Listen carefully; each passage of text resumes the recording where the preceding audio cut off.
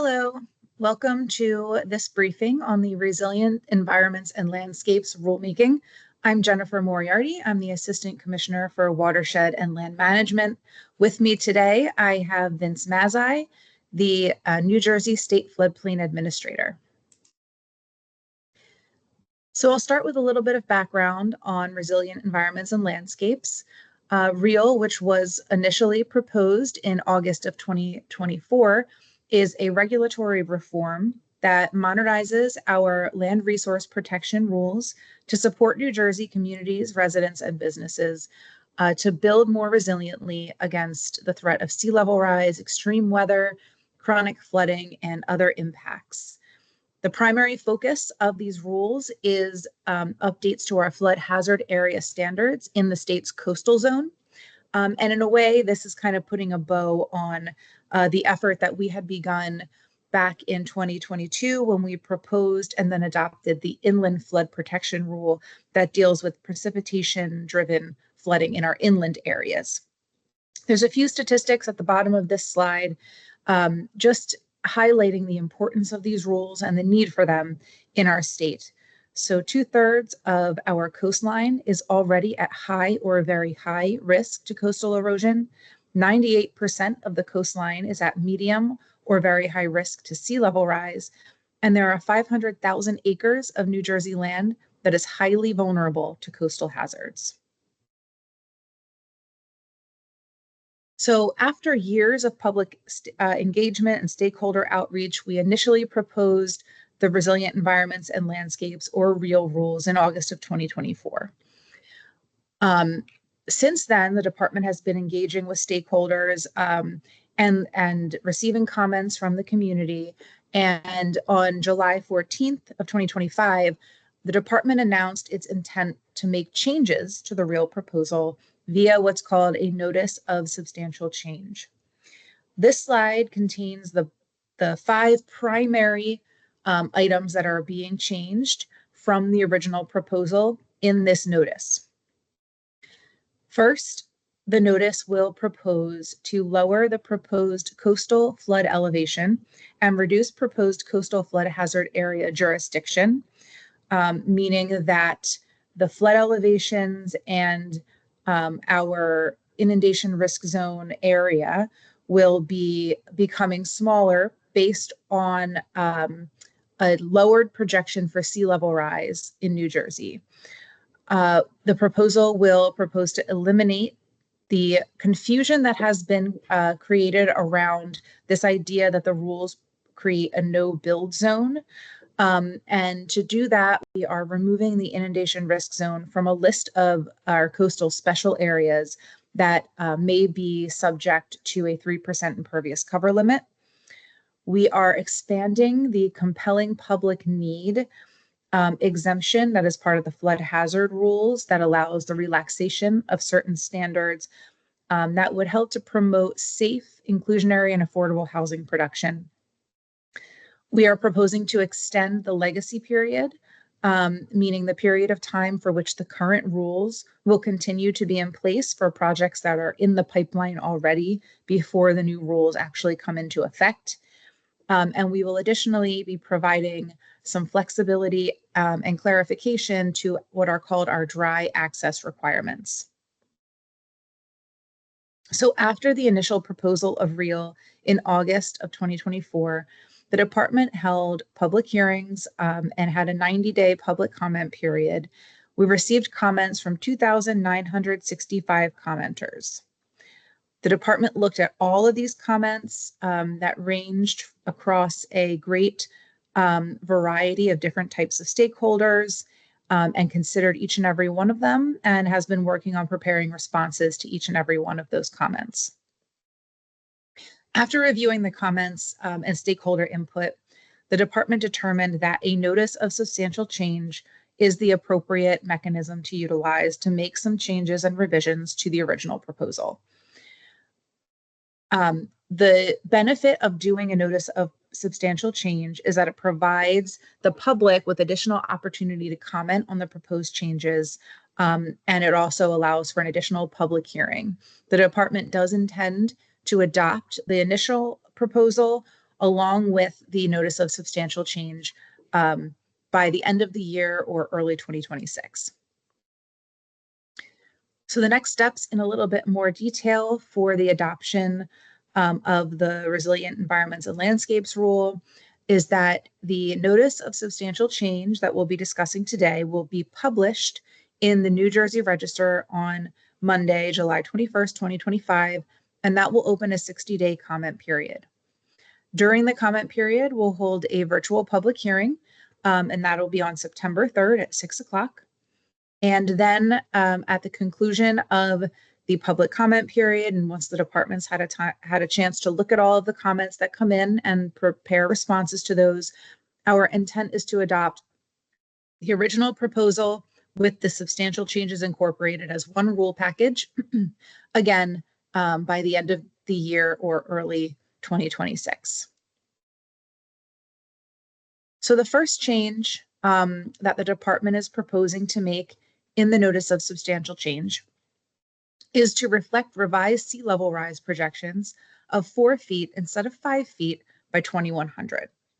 So the original real proposal was based on the 2019 report of the Science and Technical Advisory Panel, utilizing the high end of the likely scenario under moderate emissions. The department determined that 5 feet of sea level rise was the appropriate standard to base the rules upon. And that was based on a projection of 3.3 degrees Celsius of warming by 2100.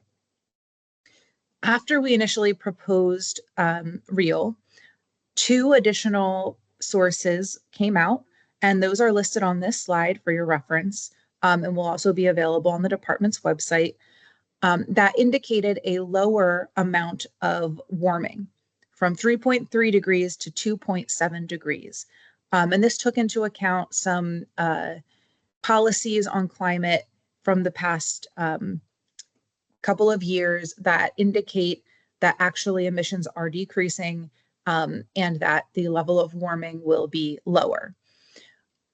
Because this consensus around this 2.7 degree change really began to coalesce after REAL was proposed, the department determined that it was appropriate to make this change in the rule before it was adopted.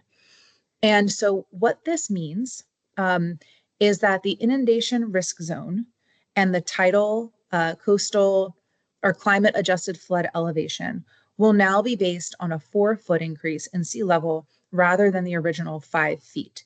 So that inundation risk zone, which you can read about in the initial proposal, which is on our website, is the area of land in New Jersey that today is above sea level, but which by 2100, based on sea level rise projections, will be permanently inundated or inundated twice a day by the tide. And so that inundation risk zone, now based on 4 feet instead of 5 feet of sea level rise, will become slightly smaller in geographic scope. And then the amount or the elevation to which new or substantially improved or substantially damaged structures must be elevated or flood-proofed will now be based upon FEMA's base flood elevation plus the 4 feet of sea level rise plus 1 foot of freeboard. And as part of this notice of substantial change, the department is committing to review every 5 years climate change data and make sure that we're basing our rules on the most updated science.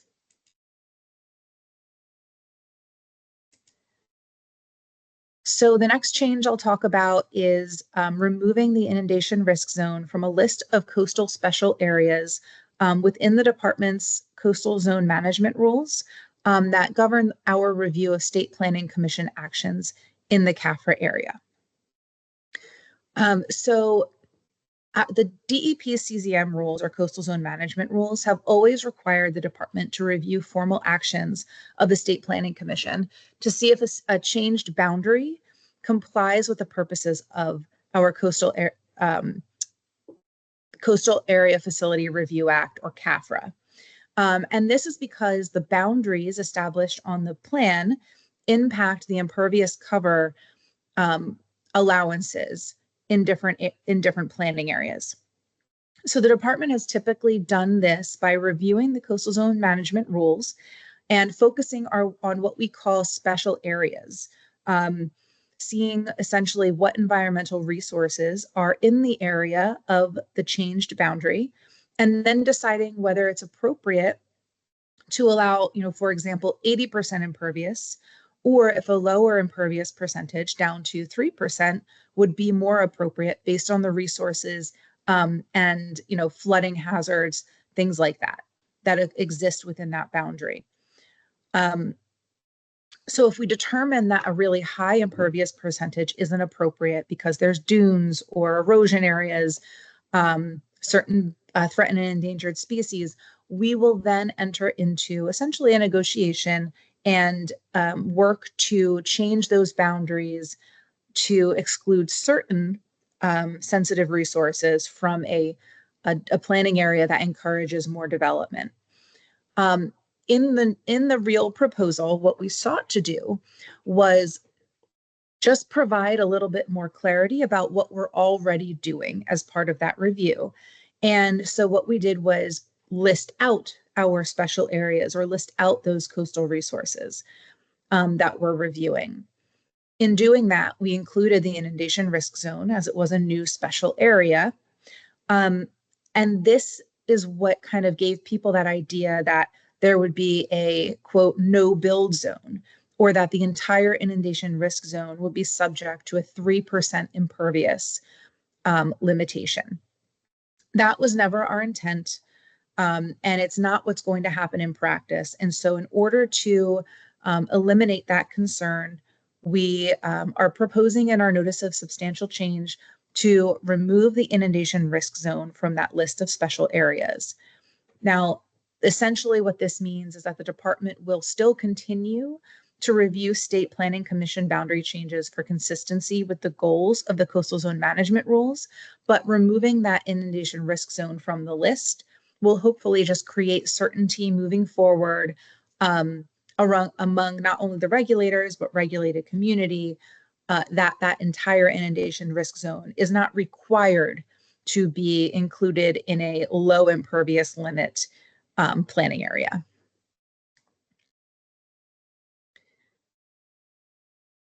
We are proposing to expand what we're calling our legacy provisions as well.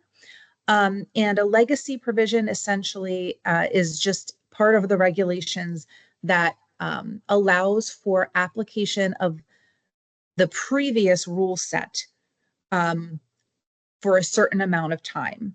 So under the original proposal, if an application was declared complete for review any time after the effective date of REAL, then REAL's standards would apply to that project.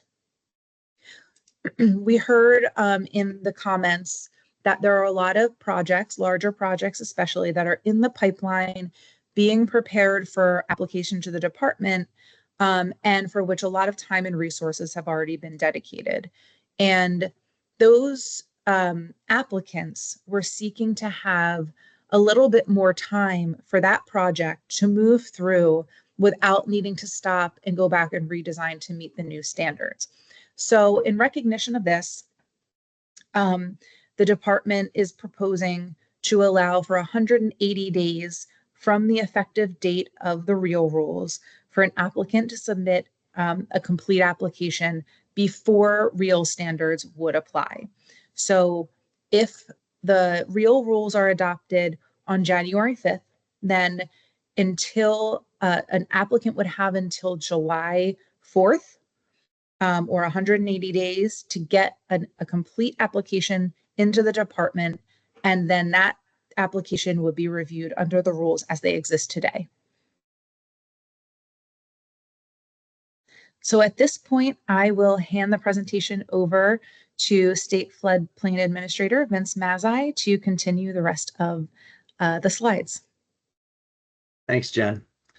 So the next topic relates to the flood hazard rules hardship exception process and what types of projects are eligible for hardship exception.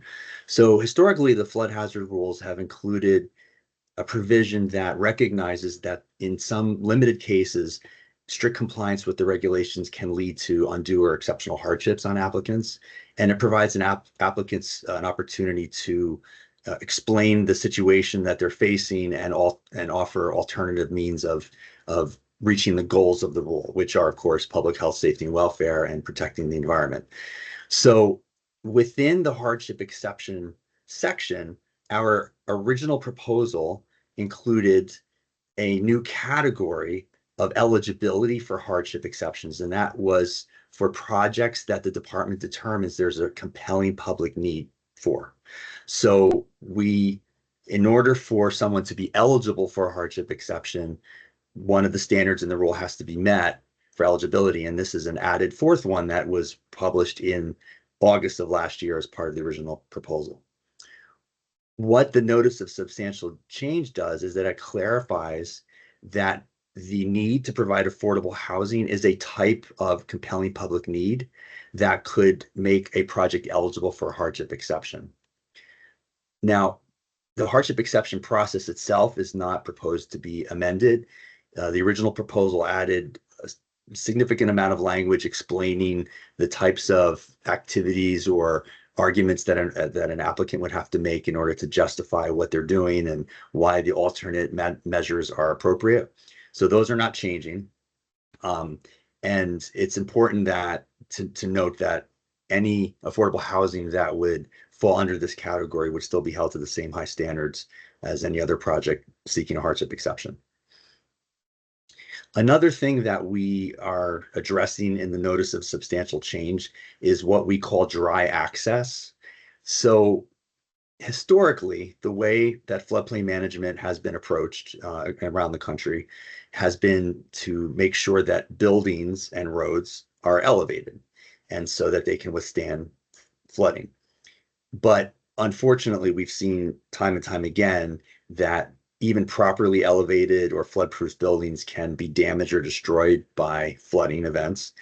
And we've also had the unfortunate circumstances of buildings that have caught on fire, or that folks residing in the building have medical emergencies, and so there's a need for them to leave the building. If you construct a building in an area where the roadways are all going to be flooded, then you're effectively trapped there. So the flood hazard rules have for many years had a standard related to this dry access.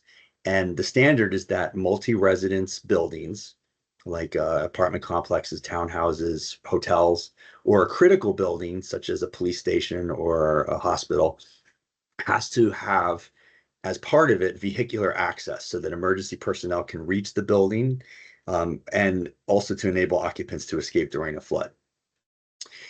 The notice of substantial change does a few things with regard to this. We heard from the comment period that there were a lot of challenges that folks have faced in meeting this standard, especially in some of our communities where flooding is common, and especially in fluvial areas, because that's where the standard applies. And the reason why it only applies in fluvial areas is important to note. The flood dynamics along the coast are different than the flood dynamics in inland areas. Along the coast, we generally have more lead time before a flood event occurs, a significant flood event like a hurricane. And so there's evacuation plans in place. People are made aware that there's a risk. But in fluvial areas, as we've seen time and time again in New Jersey, recently this year, and during the remnants of Tropical Storm Ida in 2021, flash flooding can be a huge issue that people face. And so people in these buildings just don't have time to get to safety. So what we've done is explained better what the dry access requirements are, like what it means to provide dry access to a building, which buildings that should apply to. It applies to buildings that are being placed in a flood hazard area, and include criteria for flexibility so that the department can evaluate the relative risk that occupants might be at if the road is not properly elevated. So this reduces the number of hardship exceptions and requests and also provides more certainty to folks. So there's flexibility that I'll speak about, but I should point out that the requirements in the rule state that even if we provide flexibility to have a roadway that's below our design flood, below the 1 foot above the climate adjusted flood elevation, that under this process, the road must be at least as elevated to the 100-year flood elevation. And if someone wants to argue that the road should be lower for certain circumstances, then they would have to apply for a hardship exception request. So there are a lot of factors that go into determining what the relative risk is to occupants of buildings and the roadway that would be serving them. The depth and velocity of flooding are huge factors. If you're driving through 6 inches of water, that's a lot different than driving through 4 feet of water. If the velocity is very slow, then it might be easier to traverse. If it's faster, then cars get washed into creeks, and it can be much more dangerous. The amount of time that the primary access to each building would be inundated, will the road be underwater for 30 minutes or will it be underwater for 30 hours? The expected frequency of inundation events, is this happening annually, every 10 years, every 100 years? Maybe one of the most important factors is how fast floodwaters will peak on site, because if people have several days to get out, like for example, along the Passaic River, flooding might not occur for a day or two after the flood event or the rainstorm event. But if you're on a smaller stream in different parts of the state, floodwaters can peak within minutes. The number of people that will be adversely impacted when the access road is inundated is important to note. And also any plans that the community has for emergency response and any floodproofing measures that the applicant can provide are relevant factors. The next change that the notice of substantial change addresses is kind of a clarification of our intent under this provision. So the original proposal provided an exemption for cases where someone is undertaking a substantial improvement to their building, but the substantial improvements are only related to repair and maintenance activities. Now, a substantial improvement to a building means any improvement that you choose to make that would cost 50% or more of the value of the building, the market value of the building. So if you had a building that was worth $100,000, then any improvements over $50,000 would constitute a substantial improvement. So under New Jersey's Uniform Construction Code, that whole building needs to meet current standards, whether it's electrical or plumbing or fire safety, and also the flood subcode. So we heard from stakeholders that sometimes people will undertake substantial improvements to their building that are solely maintenance and repair activities, replacing a roof, replacing doors and windows, upgrading a bathroom or a kitchen. And because of the cost of construction today, these costs can add up and easily exceed 50% of the cost of the market value of the building. And so we did not want to put people in a position where they had to choose between doing maintenance and repair activities for their building, which would make the building safer and more livable and meet current code, and the need to elevate. Because once a building is substantially improved, if it's not for this maintenance and repair activities, the building would have to be elevated or floodproof to the proposed new flood elevation, which, as Jen said, is the FEMA flood elevation plus 4 feet plus 1 foot of freeboard. So the original language said that if you're doing these maintenance and repair activities and that the building's height, footprint area, or habitable area are not changed, you would be eligible for this relief. However, during the comment period, folks pointed out to us that sometimes undertaking maintenance repair activities can incidentally change the height of the building. For example, replacing a roof or installing a new chimney or putting HVAC on a roof of a building, for example. These can change the height of the building, but they're not increasing the habitable area and therefore not increasing the risk to the occupants. So we have amended in our notice of substantial change this language so that we explain that maintenance and repair activities that do not alter or increase the building's habitable area have relief from elevating or floodproofing to the new standard. There's a clarification that we're proposing to the definition of major development.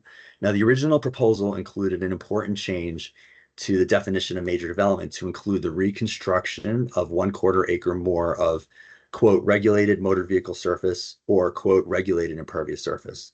Now, this is an important change, especially in areas where there's historic development. The current stormwater management rules require water quality treatment from runoff from motor vehicle surfaces only if you're increasing the area of a motor vehicle surface on the lot. So if you were to reconstruct something on a site, if you were to take a site that was historically developed, remove the pavement, put pavement back to facilitate the new development, and you were not increasing the amount of motor vehicle surface or impervious surface on the site, then there is no requirement to provide water quality treatment. So this is a missed opportunity to address impairment of our surface waters. And so the original proposal includes this new trigger for major development, which is what triggers the need for meeting the stormwater management rules. When cases where there's a reconstruction of 1/4 acre or more of these surfaces, even if you're not increasing them. Now, the problem, however, is that in the original proposal, we included the term regulated in front of these. And regulated motor vehicle surface and regulated impervious surface are defined terms, and they relate to mostly the net increase of these areas. And so you can't reconstruct a net increase of motor vehicle surface, but you can reconstruct motor vehicle surface itself. So we're simply aligning the language in the rule without any change to our intent or purpose to better match the way the terms are defined in the stormwater rules. We're making some clarifications related to buildings. The original proposal had language in it that sought to help applicants ameliorate flood risk by requiring that new buildings be situated in portions of the site that are higher.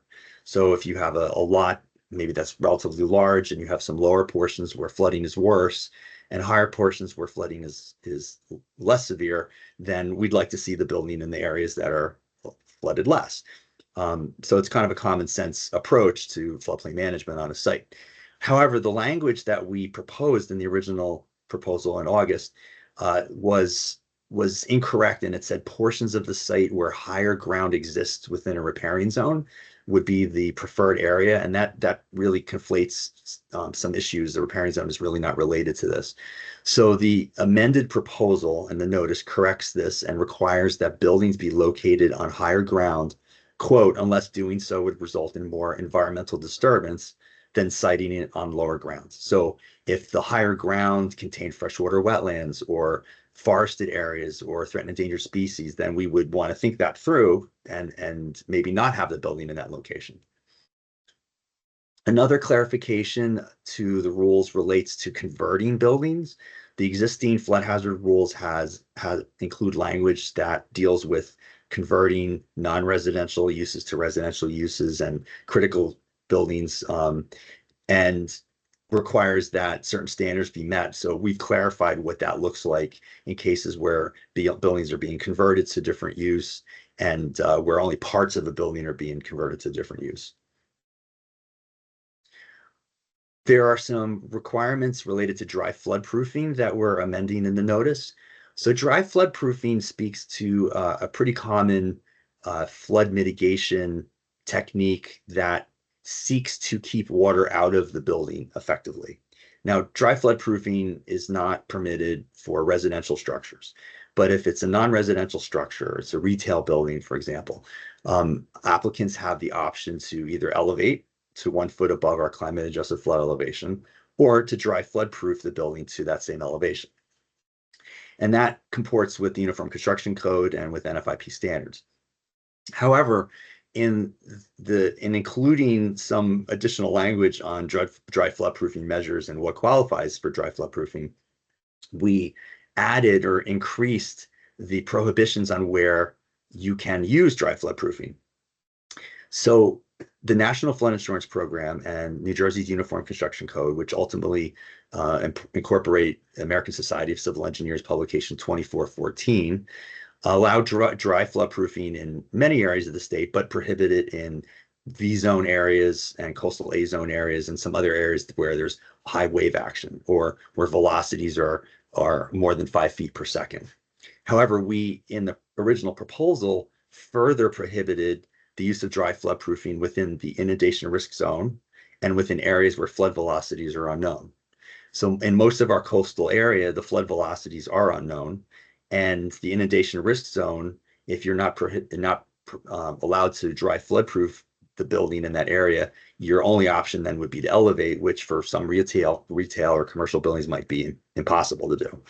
So we're amending the proposal in the notice of substantial change to align the use of dry flood proofing in the flood hazard rules with the nationally recognized standards for dry flood proofing. We're also expanding an exemption for underground utilities. When in the current flood hazard rules, we have a suite of activities that are covered under what's called permits by rule.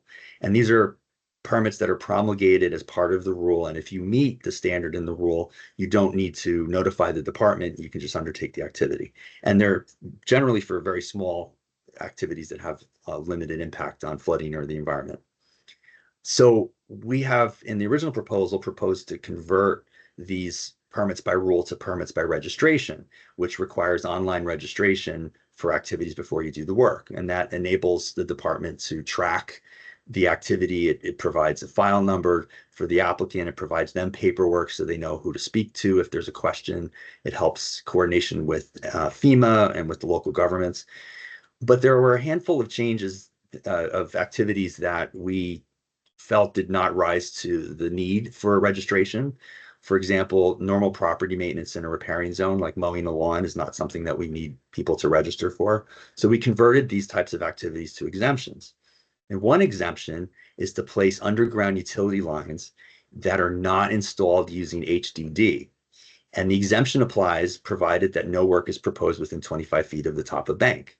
When you do work within 25 feet of the top of bank of a river or creek or waterway, then you can destabilize the bank if it's not properly done.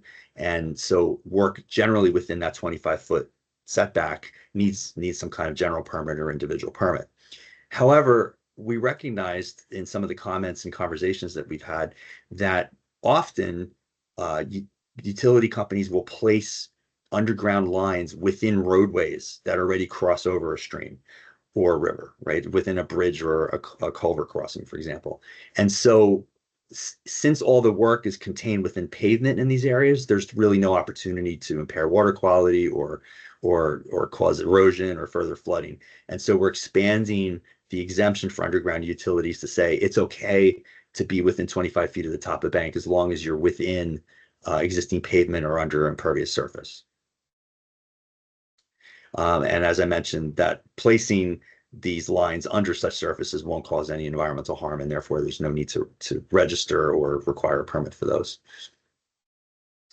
There's a provision in the flood hazard rule that relates to regulated waters, which waters are subject to which the flood hazard rules, which surface waters. So which surface waters get flood hazard areas, which surface waters have repairing zones, and so on. So under the existing flood hazard rule, there's a provision that says that if you have a surface water that is isolated, in other words, not connected with a surface connection to any other water, and that isolated water has a contributory drainage area of less than 50 acres, so these are headwater areas, that you're exempt from regulation, that feature is not considered a regulated water and therefore not subject to the flood hazard rules. However, in some parts of the state, karst topography, for example, in portions of North New Jersey where there's limestone deposits, you can have a channel disappear into the ground and then reappear 100 feet, 200 feet away. And it's the same water, it just dips underground a bit. So we recognized that this was a gap in our regulations as far as protecting headwater areas. And so that these features should be protected and if they're connected to a regulated water. So the original proposal deletes this exemption. The notice of substantial change reinstates the exemption, but qualifies it and explains it better. So in cases where surface waters are truly isolated from any other water, so there's no surface connection or no subsurface hydrologic connection at all, so water in that feature doesn't get to another stream, then that would be truly isolated and would continue to be exempt. The majority of these waters, though, will have some kind of surface or subsurface connection and therefore not be isolated under the new proposal.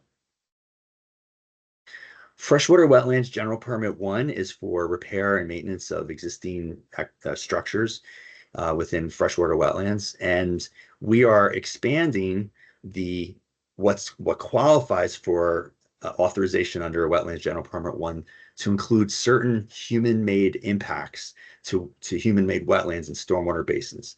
And that's to accommodate changes to the basin design and modifications to the original design to make sure that the basin meets the current stormwater management rules. So these are positive changes that will have an incidental impact to wetlands that are in the basins that were created by humans. And so as long as there's no net loss of wetlands or their functionality or value, then the general permit allows these activities to continue. Back to flood hazard and our coastal zone management rules. The riparian zone is an area along our regulated waters that's either 50 feet, 150 feet, or 300 feet from the top of the bank on both sides of a regulated water. And it's an area where vegetation is protected because disturbance in that area can not only contribute to erosion, but it can reduce water quality by removing vegetation, removing trees. It can cause the temperature of the receiving water body to increase, which has an adverse impact on aquatic biota. And so the original proposal amends the flood hazard rules to expand some of the areas where riparian zones exist in the state. For example, under the existing flood hazard rules and coastal zone management rules, there's no riparian zone on any of the barrier islands, which leads to an odd situation because you could be on the bay side of a barrier island, let's say along Barnegat Bay, which is a category 1 water under our surface water quality standards, and you would need a 300-foot you'd be subject to a 300-foot buffer on the mainland side and elevated water quality standards. But if you're on the barrier island side, you would not have those elevated water quality standards. And so in order to protect our surface waters in these areas, we propose to remove the exemption for barrier islands, as well as the exemption from quote unquote man-made channels that are fully lined with quote unquote man-made impervious material. So under the original proposal, riparian zones would be added to these areas. We've also added a definition for critically dependent species, which relates to where the riparian zone is 150 feet because of threatened endangered species. And so we've clarified the language to provide some flexibility. Now, all of these changes are remaining. The department is not proposing to change substantively any of these activities that were posted in the original proposal. However, there's a parallel provision to the flood hazard rules in section 9.26 of the coastal rules that repeats a lot of the language in the flood hazard rules. And the original proposal neglected to update the language in the coastal rules to match. And so that is what we're doing in the notice of substantial change. We're amending 9.26 to match the amended language in the flood hazard rules that we proposed originally. And then final slide, there's a suite of other minor changes that are proposed that I'll go through relatively quickly. Exempting underground utility lines from deed notice requirements. So there's a new provision in the original proposal, which remains, that requires that any activity that is performed in a flood hazard area be noted on the deed of that lot. So if you're erecting a building on that lot, then there's certain information that needs to be included in the deed of that lot. So that way future purchasers or occupants understand that there's a flood risk or that there might be some requirements that need to be met and so on. However, underground utility lines that are placed in existing easements, there's no increased flood risk to anyone because it's all underground and it's all within existing utility easements that enable utility companies to do this work. And so there's no point in requiring a deed notice in those cases. And so we're removing that for those limited cases. Freshwater Wetlands General Permit 15 for mosquito control activities is being amended in the notice to conditionally allow thin layer placement of material that's being removed from channels. So if you have an activity where you're removing accumulated sediment from a channel, you have to dispose of that material. And in some cases, folks have proposed roadways so that trucks can access the area that's being dredged, and can actually cause quite a bit of disturbance to freshwater wetlands or riparian zones. And sometimes it's better to allow thin layer placement of the material, which is like casting the material alongside the channel in a very thin layer, a few inches. And it reduces the environmental impact of removing the dredged material from the area. And it also can benefit the area because as we've seen in some of our coastal areas, for example, waterways that border the ocean, or islands or areas that border the ocean, have been sinking. And so thin layer placement on these areas actually can increase the viability of these areas so that they can perform their functions and provide habitat and water quality treatment. Similarly, the flood hazard rules has a general permit for mosquito control activities, and there's a current requirement that the certification from the Mosquito Control Coordination Office has to be obtained for each site-specific proposal. And so in order to facilitate the activities under this general permit, we are proposing in the notice to remove that requirement to get for that certification. An added legacy provision is also being proposed in the notice for projects undertaken by New Jersey studio or film lease partners that received that designation from the New Jersey Economic Development Authority prior to the effective date of REAL.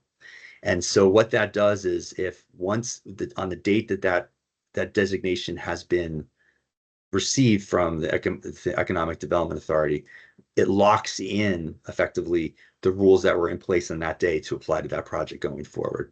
It's very similar to what the current rules already have with relating to public transportation entities and projects that receive have reached a preferred alternative in their design. So it's difficult to go backwards at that point. There are standards related to underground utility lines for offshore wind, for example. And when these cables are being submerged in the bays or the ocean, the original proposal required them to be submerged to 2 meters from the top of the cable. This has been clarified to allow a burial depth of 1.2 meters with proper documentation. So if you have any questions or you want more information, you can go to our website that's listed here, and you can see our proposal that is published in the New Jersey Register on July 21st. And you can find a link so that you can provide comments to us. Your comments are very important to us. We do read and respond to every single comment that's received, and we want to underscore that this public process is a huge benefit to everyone in the state. So we hope that you look into the rules, read them, and comment on them. Well said, Vince. Thank you very much. Yeah, thank you for listening.